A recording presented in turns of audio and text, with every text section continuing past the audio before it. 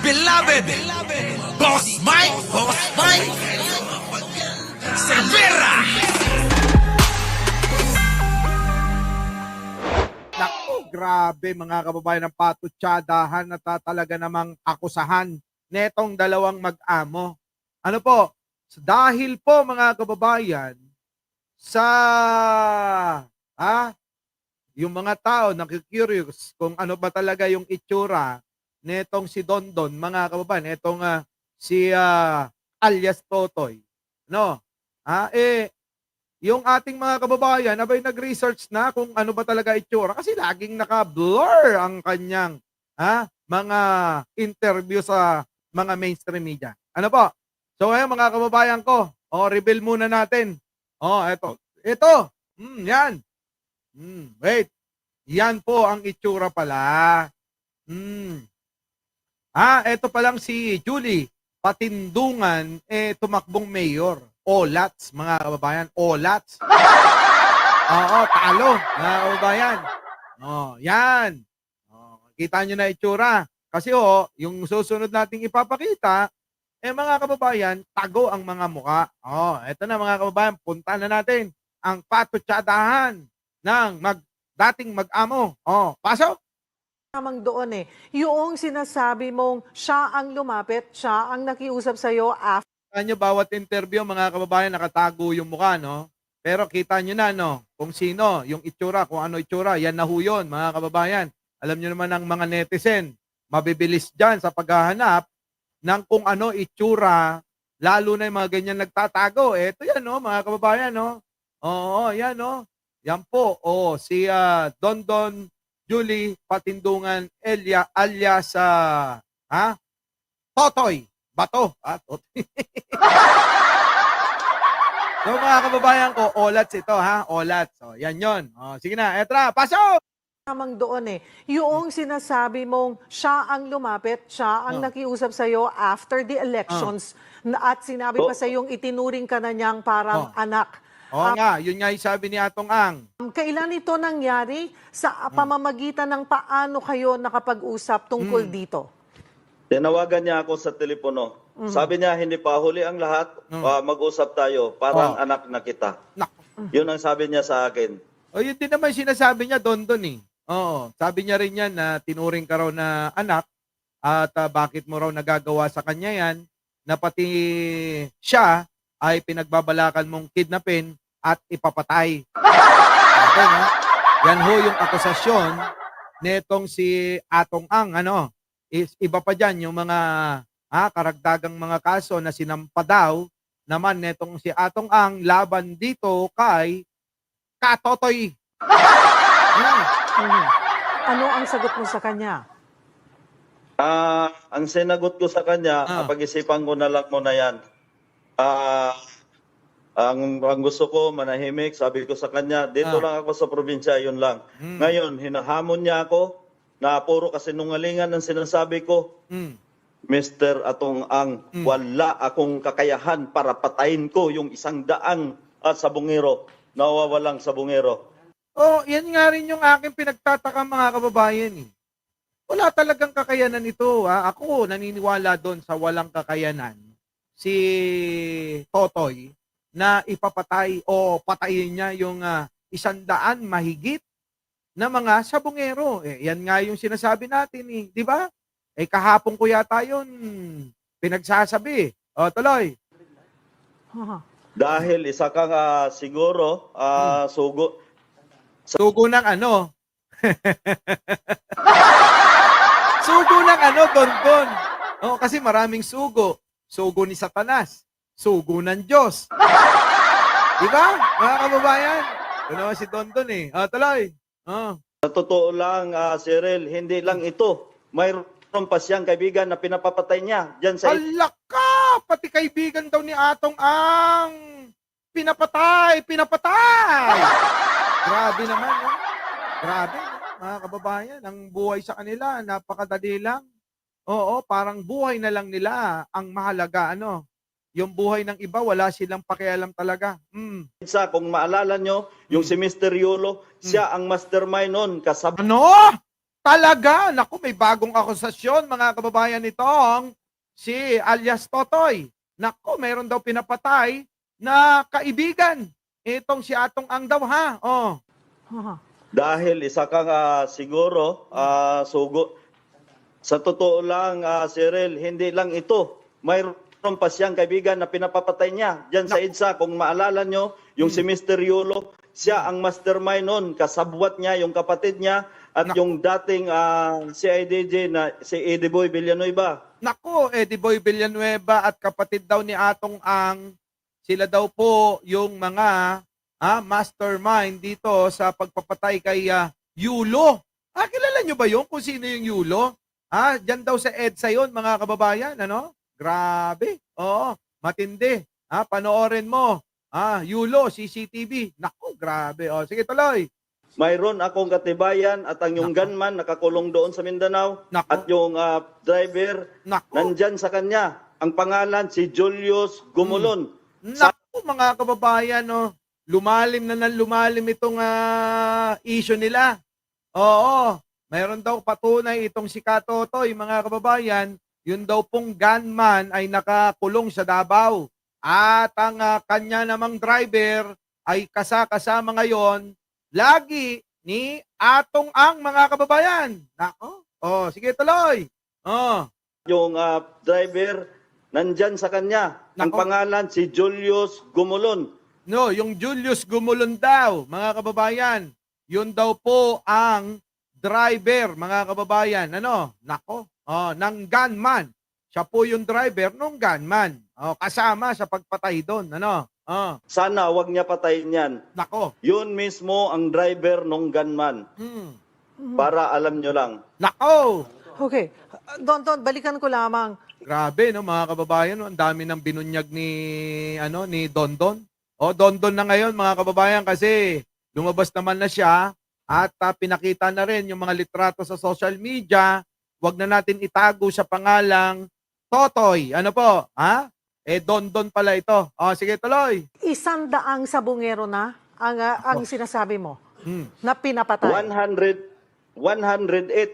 Nako. At saka, 108, mga kababayan, ang pinapatay daw di umano netong si Atong Ang. Nako, grabe, Atong Ang, ang dami mong pinatay kung totoo yan. Ang klase, mga kababayan. Kapag ka nakikita niyo yung mukha, kung totoo ito, kung makikita niyo yung mukha ni Atong Ang, parang inosente, parang hindi makakapatay ng kahit nagalamok. Yun pala, mga kababayan, nako, matindi. Matindi. To. 100 sabungero na ang sinasabi mo na pinapatay. 108. At saka, may latest na pinatay nila, yung sa nagnakaw ng manok, dyan sa Lipa. Alam nun, pati yung hepe, sabi nga nung hepe, kasi Nako, may latest pa, mga kababayan, na pinapatay yung nagnakaw daw ng manok ni Atong Ang siguro. Yung ba yung tinutukoy mo? Dyan daw po sa Laguna, yun daw pong nagnakaw ng manok ay pinapatay din at pulis daw po yung tumira. Grabe, no? Mga pulis! Mr. Tuloy. PNP Chief General Torre. Kailangan mangialam ka din eh. Yung mga pulis mo, sangkot daw. Di umano sa mga patayan sa pamamagitan ng utos daw di umano ni Atong Ang. Sige, tuloy. klase yan nung pulis. Alam nun, pati yung hepe, sabi nga nung hepe, kasi kaklase yan nung pulis na pumatay. Kaklase yan, sinabihan, bakit hindi nyo nilinis ang ang katwiran niya sa akin, tinawagan ko siya. Akala ko ba, boss, tumigil ka na sa patayan. Sabi niya sa akin, hindi ko alam yan. Ngayon, yung pangalawa na nagnakaw din doon sa Siniluan, kahit imbestigahan nyo sa police station. Naku, meron pa sa Siniluan, may pinatay din na nagnakaw ng manok. Yung mga sabongero, mag-alaga kayo ng sarili nyo. Kaya kayo napapatay eh. Di ba? Di ba kayo pwedeng mag-alaga kayo ng sarili nyong manok? Para hindi kayo nagnanakaw ng manok ni Atong Ang. Mga kababayan, ikaw ang farm manager, di ikaw ang pumatay. Hindi! Siya daw yung pumatay. Sige, tuloy. Isa ang nakuha nila, napatay nila yon na naitapon din sa talik, pero Nako. mayroong isang nakatakas. Nako. Alam ng buong siniluan yan. Alam ng buong siniluan daw, mga kababayan. Nako, grabe. Ibang klase, mga kababayan, ano? Ang daming patayan, ano? Para bang, pinapatay niyan! Ninakaw yung panderby ko! Patay niyo! Parang ganun no? Parang ganun yung ibig sabihin ni Dondon, ano? Sige, tuloy! Na mayroon siyang pinadukot at mayroon nakatakas. Ulit, tignan nyo. Pakinggan nyo, mga kababayan, game, dito, mag-umpisa. Yan. Na pumatay. Kaklase yan, sinabihan, bakit hindi nyo nilinis ang katwiran niya sa akin? Tinawagan ko siya. Akala ko ba, boss, tumigil ka na sa patayan? Sabi niya sa akin, hindi ko alam yan. Ngayon, yung pangalawa na nagnakaw din doon sa siniluan, kahit imbestigahan nyo sa police station. Isa ang nakuha nila, napatay nila yon na naitapon din sa talik, pero mayroong isang nakatakas. Biruin nyo, mga kababayan ko, sarap na sarap tayo sa mga tawilis. Grabe, yung mga isda sa Taal Lake. Ang kinakain pala, mga tao Grabe, nako, maaapektuhan ang mga negosyo dyan sa may Tagaytay. Di po ba? Sino ho mahilig sa inyo sa tawilis? Diyan po lang yan, specialty nila yan dyan sa Tagaytay. Grabe. Yung mga balikbayan, madalas ino-order nyo yan. Ngayon, mga kababayan, maapektuhan pa yung mga negosyo, no? Yung mga tawilis, mga kababayan, baka hindi na orderin. Imbis na umorder ng isda, mga kababayan, hindi nila natitiyak kung saan nanggaling yan. Baka dyan sa Taal Lake na tapunan pala, tapunan daw pala, di umano, ng mga kinakatay ni Atong Ang. Grabe, no? Matindi yung Taal Lake. Ano kaya, may mumu na ba dyan? Wala bang nagmumulto? Wala bang nagpapakita? Wala bang mga nagsiswimming na bigla na lang nalulunod? Di ba, mga kababayan? Ibang klase. Sige, tuloy. Alam ng buong siniluan yan. Nako, alam daw ng buong siniluan yan. Na mayroon siyang pinadukot at mayroon nakatakas. Okay. MC Reyes, may bago Wala na yun 4 years ago. Hindi, may bagong araw dalawa. Sa Laguna at si Siniluan. Fresh na fresh, mga kababayan, nagnakaw ng manok daw, di umano ni Atong Ang. Diba? Diba, mga kababayan? Kaya huwag kayong magulat pag may nagpakita sa inyo na may dalang manok diyan sa may Taal Lake, na nakakulay puti. O baka pagkamalan yung si San Pedro. Yung pala multo. Di ba? Sige, tuloy. Don, balikan ko lamang yung talagang kinakaharap mo ngayon, Kasi ito ay salita mo laban sa salita rin sa kwento ni Ginoong Atong Ang. Yan, totoo yan. Laban salita mo, laban din sa salita ni Atong Ang. Kayong dalawa na mag-amo. Di ba ba? Tuloy. Ko yung mga kasong kakaharapin mo. Sabi mo nga, yung sa extortion, you're saying na hindi ka nag-extort bagkus sila ang nag-offer. Yon, hindi daw kasi sabi ni Atong Ang, extortionist daw ito. Ngayon, ang depensa naman ni Dondon, hindi, mali yan. Ang totoo, sila ang nag-offer sa akin. Unay, 300 million. Pangalawa, 500 million na. Grabe, daming pera na ito, mga kababayan. 500 million, mga kababayan. Naku, mabubuhay na tayo ng marangya ng buong buhay natin yan, Kayo, mga kababayan, tatanungin ko uli kayo. Kung kayo merong 500 million pesos, anong una ninyong gagawin, mga kababayan? Kasi ako, magpapatayo ako ng mansyon sa probinsya. bibili ako ng 3 sports car agad. At bibili ako ng magagarang pangpamilya na mga sasakyan.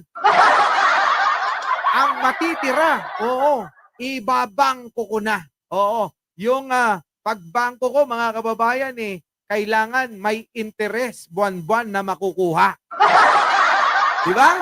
Hindi ka na magtatrabaho, mga kababayan, sa buong buhay mo. Maggastos ka lang ng sapat-sapat doon sa interest ng pera mo. Kasi mga kababayan, meron dyan yung mga hindi sanay na biglang nagkaroon ng pera, hindi alam kung anong gagawin Di po ba? Kaya mga kababayan, maraming nanalo sa loto, mayaman, biglang naghirap uli di po ba? 500 million. Ngayon, tanong ko ulit sa inyo, mga kababayan, baka magbago na isip nyo. Kasi nung nakaraan na tinanong ko ito, abay, marami ang sumagot na hindi nyo tatanggapin. Kapalit ng 500 million pesos, mga kababayan.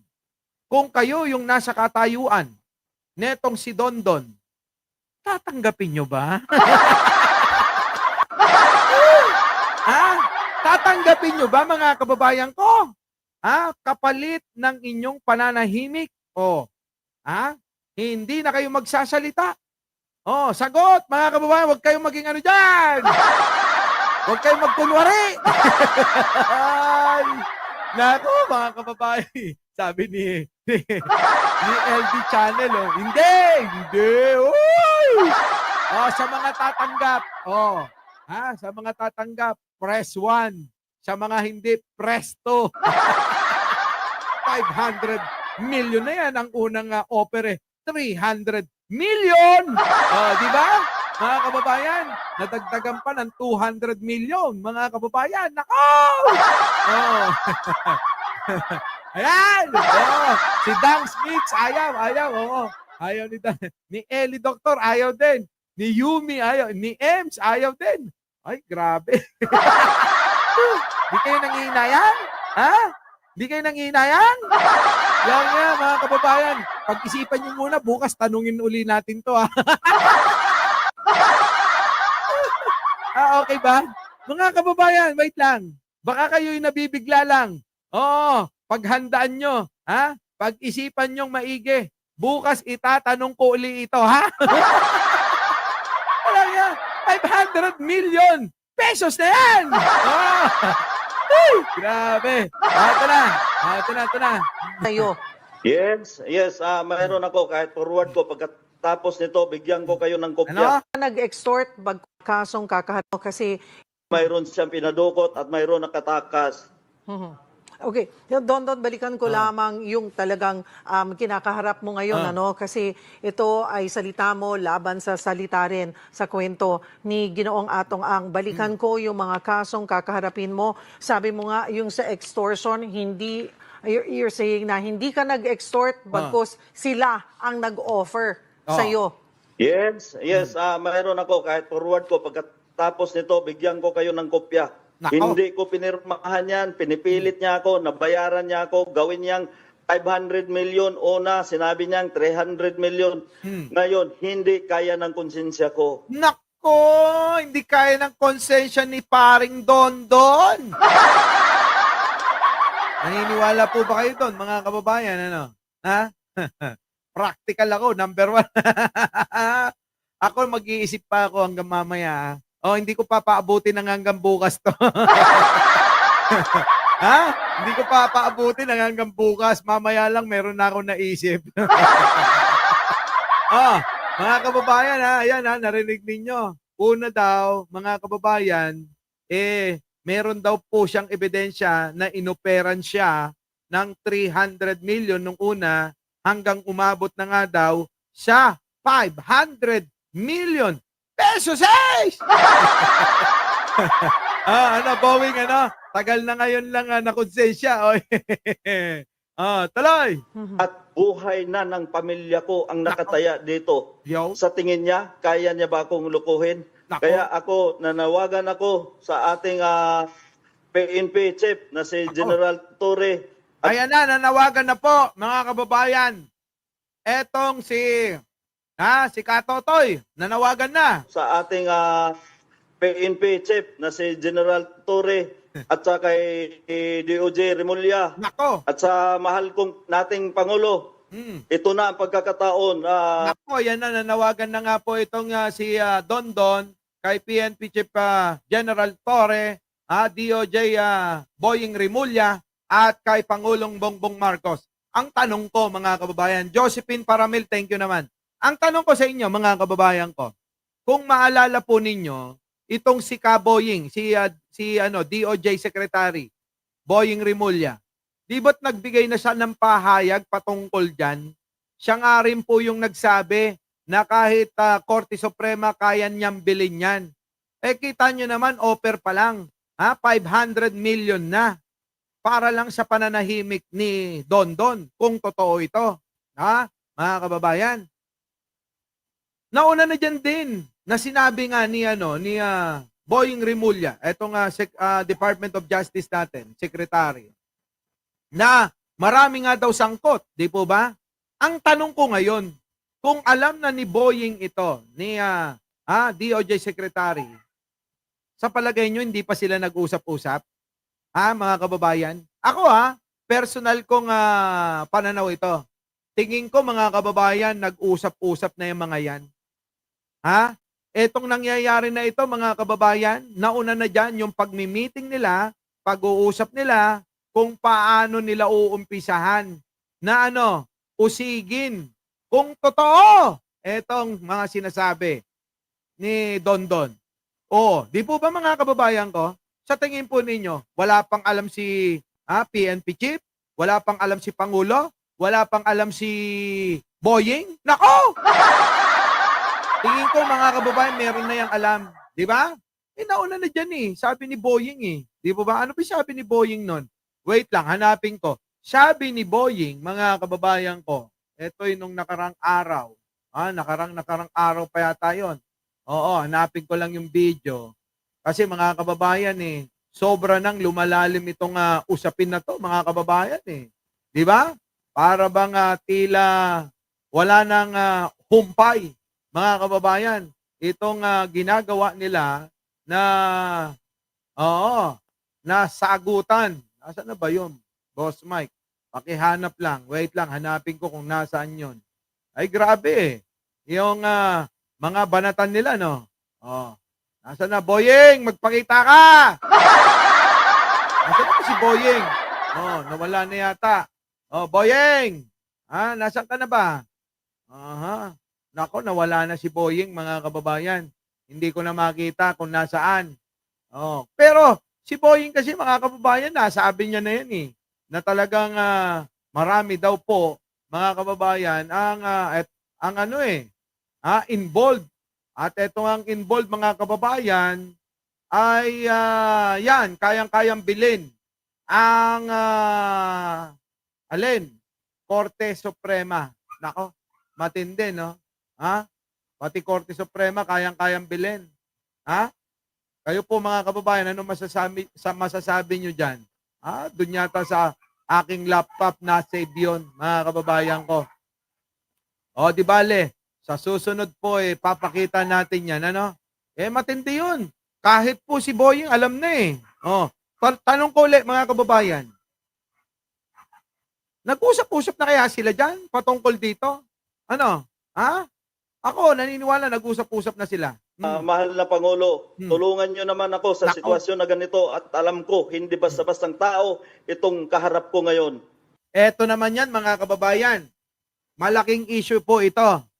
Kapag ito nalutas, mga kababayan ko, kapag ito nalutas sa panahon ng panunungkulan ni Pangulong Bongbong Marcos, mga kababayan, pogi points na naman yan kay Pangulo, di ba?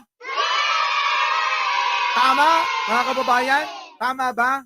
Kapag ito nalutas sa panahon ni Pangulong Bongbong Marcos, Cyrus, mga kababayan, pagdagdag pogi points, di po ba, kay Pangulong Bongbong Marcos. Bakit kanyo? Kung inyo matatandaan, nagkaroon po to ng investigasyon sa panahon ni Digong. Sa pamamagitan ng pag-iimbestiga ni Senator Bato. Ay, ni Batugan. Ano? Ang nangyari, inumpisan lang eh. Nung binanatan po siya ni Gretchen Barreto na ibubuking, na siya'y tumatalpak at meron pa nga siyang utang. Ha? Grabe no, nagsusugal, umuutang pa. Doon sa pagtatalpak niya. At meron pa mga kababayang katanungan, saan mo kinuha yang magarang relo na mamahalin bato? Yan po yung mga sinabi ni Gretchen Barreto. Na bigla-bigla pagkatapos nun, tinigil ito mga kababayan. Itong investigasyon na ito nung panahon ni Digong. Kasabay niyan, etong si Atong Ang ay nakiusap sa pamamagitan ng pagpapahayag sa social media at mainstream media nitong si Atong Ang. Nakiusap. Oo, dito kay Digong na sinabi, magkaibigan naman tayo, eka. Oh, di ba? Ito 'yon mga kababayan. Oh. Singit natin. Mr. President, nasabi ko na po sa inyo to, no? Nung mayor pa po kayo, na pinapapatay na po ako ng 2 beses. I-explain ko naman, papaalala ko po sa inyo ulit ito ngayon. I-explain ko ulit ito. Noong nakaraang administrasyon, 2 beses na akong pinapatay ng mga gambling lord sa ni Ronnie Puno. Okay? Ngayon, pati ba naman dito ngayon sa administrasyon niyo po, dati naman po tayo magkakilala, magkaibigan po tayo ng mayor kayo. Sana naman po, buhay ko na to, nakataya na to. Nakikiusap po ako ngayon. Yun lang po ang pinakikiusap ko ngayon. Nakita nyo mga kababayan, ulitin natin ulitin natin. So nakiusap at sinabi niya at nabanggit niya mga kababayan na magkaibigan daw po sila. Nino? Ni Digunyo. Kita nyo mga kababayan ko? Sabi ni Aichang, konti pa lang yung naglalike, magli-5,000 na tayo. Eto na mga kababayan, ulitin lang natin yung portion na yon. Pakinggan nyo maigi ha. Ni Ronnie Puno. Okay. Ngayon, pati ba naman dito ngayon sa administrasyon niyo po, dati naman po tayo magkakilala, magkaibigan po tayo ng mayor kayo. Dati naman po tayong magkakilala, eka, at magkaibigan po tayo, di ba? Nung mayor pa kayo, eka, mga kababayan, ang tinutukoy diyan si Pangulo ninyong Digong, nung panahon niya, nako mga kababayan, eto, tapos bigla-bigla nawala itong issue na to. Di po ba? Bigla-biglang nawala yung issue at biglang tuminto etong si Bato, mga kababayan. Ano po, mga kababayan ko? Ganun ho nangyari. Di ba? Nako, mga kababayan ko. Ito, ulitin natin ang buo. Pakinggan nyo. Gobyerno, Mr. President, nasabi ko na po sa inyo to, no? Nung mayor pa po kayo, na pinapapatay na po ako ng 2 beses. I-explain ko naman, papaalala ko po sa inyo ulit ito ngayon. I-explain ko ulit ito. Noong nakaraang administrasyon, 2 beses na akong pinapatay ng mga gambling lord sa ni Ronnie. Pinapapatay daw siya ng mga gambling lord at ni Ronnie Puno. Yung Ronnie Puno, mga kababayan, parang yan DILG secretary noon Kung hindi ako nagkakamali, Puno. Okay. Administrasyon, 2 beses na akong pinapatay ng mga gambling lord sa ni Ronnie Puno. Okay. Ngayon, pati ba naman dito ngayon sa administrasyon niyo po, dati naman po tayo magkakilala, magkaibigan po tayo ng mayor kayo. Sana naman po, buhay ko na to, nakataya na to. Nakikiusap po ako ngayon. Yun lang po ang pinakikiusap ko ngayon. Grabe. So ngayon mga kababayan, sa tingin po ninyo, sa tingin po ninyo, hindi kaya ito ang dahilan kung bakit ang investigasyon ni Bato nung panahon na presidente pa si Digong ay bigla na lang huminto, bigla nang nawala mga kababayan? Ano kaya? Bakit kaya mga kababayan ko? Grabe no? Sabi rito may basbas galing sa dating administrasyon kaya siguro walang nangyari ang investigasyon dati. Sabi ni Remia Pakasyolan. Nako, pwede, maaari. Mga kababayan, di ba? Itinigil. Yan, itinigil nga. Bigla na lang nawala itong issue na to Bigla na lang natabunan ng iba. Opo, makaraan nga po ng 4 na taon, abay eto na mga kababayan. Eto na. bigla na namang nabuhay ito sa pamamagitan ng katauhan nga, sabi ko nga, ni alias Dondon. Oh, eto na, balikan natin. Pasok! Sinungalingan lahat ng mga sinasabi niya. Kaya sabi ko nga kahapon, nung nag-interview, mayroon siyang ipapile ngayon, parang kinasuhan niya yung sarili niya. Pero doon ho sa paano nakarating? Langya ka, Benjamin Bernardo. Pera na yan, ha? 500 million, dami, no?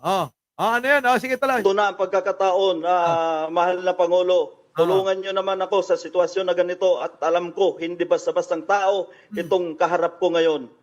Puro kasinungalingan lahat ng mga sinasabi niya. Kaya sabi ko nga kahapon, nung nag-interview, mayroon siyang ipapile ngayon, parang kinasuhan niya yung sarili niya. Nako. Pero doon ho sa paano nakarating, paano nyo napag-usapan yung sinasabi mong in-offer sa'yo na 500 million pesos? Mayroong isang tao na inuutusan niya, yung si Attorney Carol na nandyan, kasama niya kanina sa pag-interview. Nako, sino yun? Attorney Carol, yun daw yung kumakausap kay, kay Dondon para daw absueltoin siya. Para suhulan daw di umano ng malaking pera, malaking halaga. Oo. Yan ang inuutusan niya. Nako. Para sa kalaman na. Ano ho? Inuutusan niya para mag-recant ka? Yes, may kopya sa akin. 2 beses ako pinadalhan. Nilalaro ko sila. Nung una sabi ko, hindi ako papayag. Pangalawa, binago niya. Nilaro daw niya mga kababayan. Yung pala yun. Sige tuloy. Kaya itong sinasabi ko, 2 kopya ang nasa akin. Ngayon, hindi ako nagsisinungaling. Alam ng Panginoon yan. Nako, ginamit na si bro, mga kababayan. Alam daw ng Panginoon na hindi siya nagsisinungaling. Sabi nga niya kahapon, mga kababayan, kahit na paulit-ulit nyo kung tanungin, isang linya pa rin yung aking sasambitin. Dahil nagsasabi ako ng katotohanan dito. Grabe no, mga kababayan. Matindi. Tuloy. Nagginawa niya sa akin yan. Ang gusto niya, katulad ng sinabi niya kanina, binaliktad niya pa, ang gusto niya, tanggapin ko na yung offer niya at lumayas na daw ako. Punta na lang daw ako sa ibang bansa at ayusin ni Attorney Carol. Yan si Attorney Carol, kasabwat yan sa patayan. Nako, pati yung Attorney Carol daw, kasabwat daw, di umano sa patayan. Grabe, matindi no, mga kababayan ko. Matindi ito. Ang dami na ho, mga kababayan, ang dinadamay ni Dondon, sa mga, grabe kasi naman, ang dami naman pinatay ng mga sabungero. Matindi itong balita na ito noon Yung bang bigla na lang nawala yung mga sabungero. Tapos mula ngayon, 4 na taon na ho nakakaraan, hindi na ho nakauwi. Kahit man lang gahibla ng buhok, mga kababayan. Oo, di ba? Gahibla ng buhok nila, wala nang naiuwi sa pamilya nila. Nako, mga kababayan ko. Tuloy! Alam ng lahat yan. Sino si Alan Bantilles o Mr. Brown? Si Alan Bantiles, yan yung isa na tumulong sa akin nung abroad. Pinalayas ako niyan ni Mr. Atong-ang. Mayroon akong fake passport na kinuhaan niya ako. Hawak-hawak ko ngayon. Ala ka, pati fake passport, mga kababayan. Nagumagawa daw ito. Itong grupo ni Atong-ang ayon dito kay Dondon. Grabe. Parang sindikado, mafia, no, mga kababayan? Parang mafia, sindikato. Kung totoo, ito nga sinasabi ni Dondon, mga kababayan, grabe, pati peking pasaporte. Alam nyo, ang pera talaga, pera! Kapag marami kang pera, magagawa mo lahat, mabibili mo lahat. Sabi nga ni Boying kahit Korte Suprema, kayang bilhin Di po ba? Grabe, no? Matindi. Tuloy. Kami si Alan Patayan. Alam ng lahat yan. Sino si Alan Bantilles o Mr. Brown?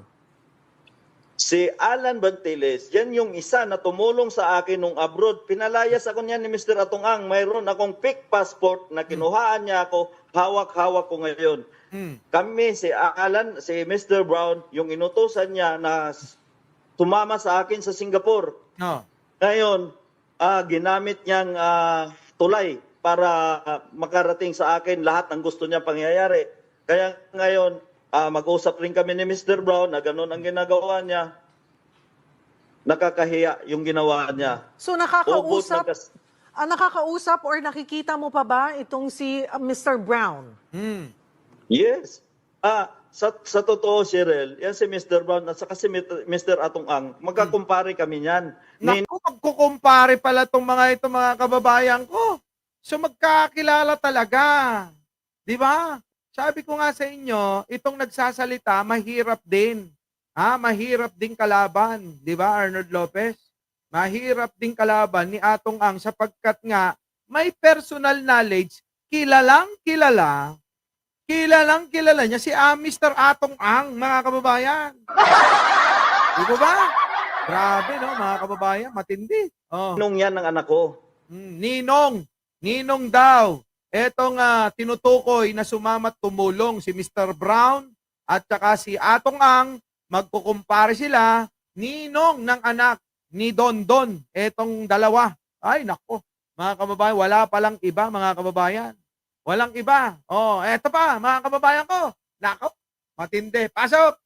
Kita, Totoy, kailan mo huling nakausap si Atong Ang? Yan, magandang tanong.